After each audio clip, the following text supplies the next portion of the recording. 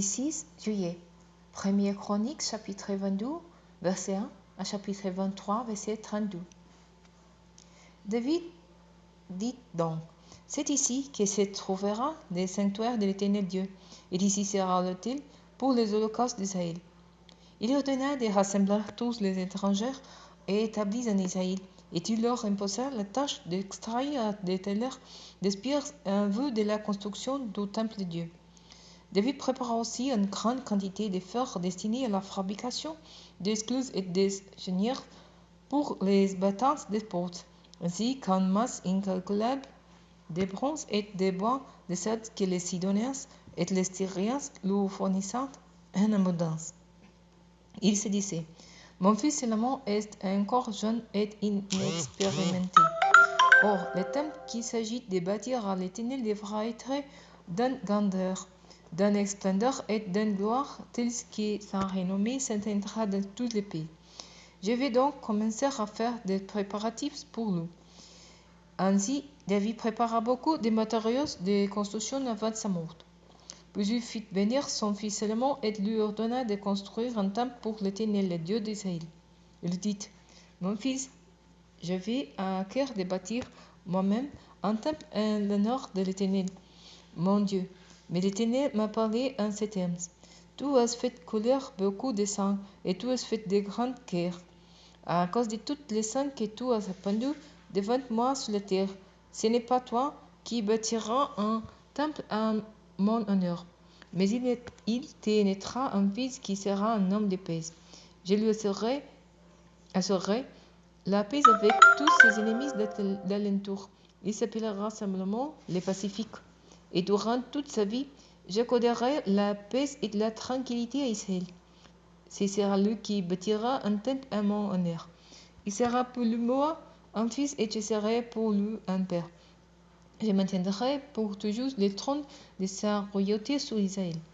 Maintenant, mon fils, que l'Éternel soit avec toi, afin que tu réussisses à partir du temple de l'Éternel, ton Dieu, comme il a dit à ton sujet.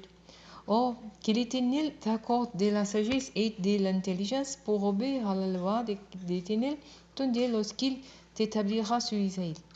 Oui, tu réussiras si tu veux obéir aux ordonnances et aux lois que l'Éternel a prescrites à Moïse pour Israël. Prends courage et tiens bon. Ne crains rien et ne te laisse pas effrayer. Vois, à force de peine, j'ai préparé pour le temple de l'Éternel plus de 3000 tonnes d'or et 30 000 tonnes d'argent, ainsi qu'une quantité incalculable de bronze et de fer. J'ai aussi préparé du bois et des pierres, et tu en ajouteras encore. Tu as auprès de toi suffisamment d'or frais, des tailleurs de pierres, des sculpteurs sous bois et sous pierre et des artisans experts pour tous les travaux. Tu disposes d'une quantité incalculable d'or, d'argent, de bronze et de fer. Mets-toi donc à l'ouvrage et que l'Éternel soit avec toi. Puis David ordonna à tous les chefs d'Israël de prêter leur concours à son fils Salomon. L'Éternel, votre Dieu, le dit-il, est manifestement avec vous. Il vous assure la paix sur toutes vos frontières. En effet, il a mis sous ma coupe les anciens habitants du pays, et maintenant la paix est soumise devant l'Éternel et devant son peuple. À présent, appliquez-vous donc de tout votre cœur et de tout votre être à vous attacher à l'Éternel votre Dieu. Mettez-vous au travail et bâtissez le sanctuaire de l'Éternel Dieu, afin d'installer les coffres de l'alliance de l'Éternel et des objets du sanctuaire de Dieu dans le temple qui doit être construit en l'honneur de l'Éternel.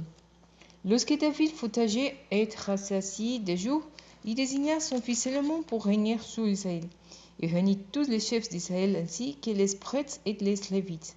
À cette occasion, on dénombra les Lévites sages de moins 31. Il y avait 38 000 hommes. 24 000 d'entre eux auront la responsabilité des travaux du temple de l'Éternel, dit les rois. 6 000 seront administrateurs et juges.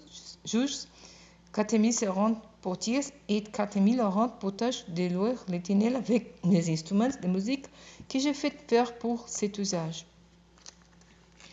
David les répartit en 3 classes selon les 3 fils de Lévi, Gershon, Kehat et Merari. Pour les Gersonites, Lédan et Simei. Lédan avait 3 fils, les chefs Yéhiel, Sétan et Yoël. Simei en avait ces 3, Sélomites, Aziel et Aram.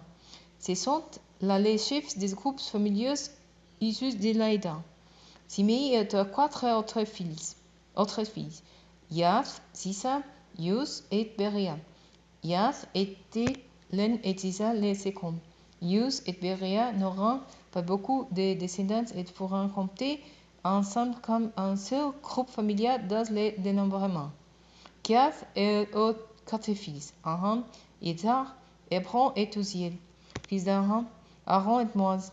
Aaron fut mis à part avec ses descendants à perpétuité, pour toujours se consacrer au service du lieu très saint, pour brûler les parfums devant l'Éternel, pour le servir et pour prononcer à perpétuité des bénédictions en son nom. Les descendants de Moïse, l'homme de Dieu, furent comptés dans la tribu de Lévi. Fils de Moïse, Gerson et Eliezer. Les fils aînés de Gerson furent Sebuel. Eliezer n'eut qu'un fils, le chef Réhabia, mais les descendants de Réhabia furent très nombreux. Sélomith fut le premier des fils de Yetzar. Fils d'Hébron, Yeria, l'aîné, Amaria, le deuxième, Yaziel, le troisième, et Yekama, le quatrième. Les fils d'Oziel furent Miché, l'aîné, et Isia, le second. Fils de Merari, Mali et Mouzi. Fils de Mali, Éléazar et Kis. Éléazar mourut sans avoir de fils. Il note et des fils qui épouseront des hommes qui leur étant apparentés des fils de Kis. Mouzi et 3 fils, Mali, Eder et Jérémoth. Ils furent les descendants de Lévi.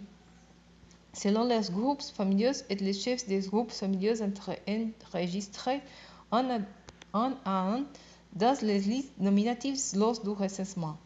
Ils étaient affectés au service du temple de l'Éternel depuis l'âge de 20 ans. David dit en effet: L'Éternel, le Dieu d'Israël, a assuré une existence paisible à son peuple, et il a établi pour toujours sa demeure à Jérusalem. Aussi, les Lévites n'auront plus à transporter le tabernacle et tous les ustensiles destinés à son service. C'est fut d'après les dernières instructions de David que lieu le dénombrement les descendants de Lévi âgés d'au moins 20 ans. Leurs fonctions consistent en effet à assister les descendants d'Aaron dans le service du temple de l'Éternel.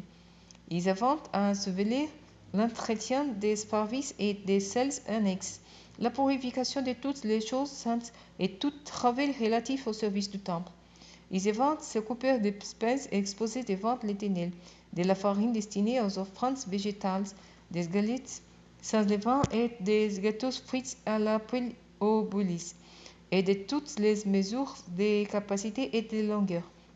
D'autre part, ils étaient chargés de se présenter chaque matin et chaque soir pour célébrer et louer l'Éternel, et pour offrir à l'Éternel tous les holocaustes les jours de repos, aux nouvelles lunes et aux fêtes cultuelles devant l'Éternel, selon le nombre qui leur a été prescrit. Ils devaient assurer la garde de la tente de la rencontre et celle du sanctuaire et assister les frères des descendants d'Aaron dans le service du temple de l'Éternel.